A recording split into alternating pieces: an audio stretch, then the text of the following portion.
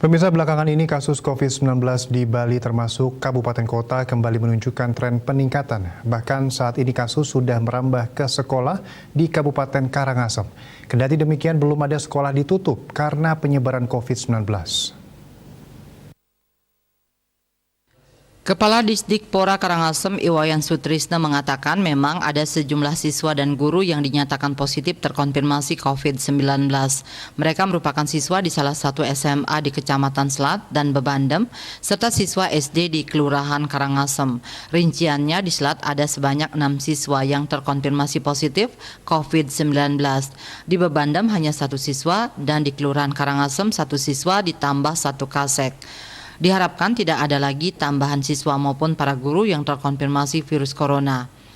Kendati ada sejumlah siswa dan kasek yang terkonfirmasi positif COVID-19, sampai saat ini proses belajar mengajar di sekolah tersebut masih tetap berjalan seperti biasa. Belum ada sekolah yang sampai ditutup akibat penyebaran virus COVID-19 di sekolah.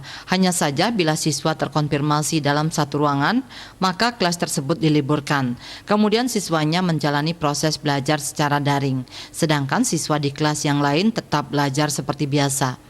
Melihat kasus COVID-19 mulai merambah sekolah, pihaknya meminta kepada semua siswa dan guru lebih meningkatkan disiplin prokes. Upaya itu dilakukan guna mencegah penyebaran virus semakin meluas di sekolah. Eka Parananda, Bali Pos melaporkan.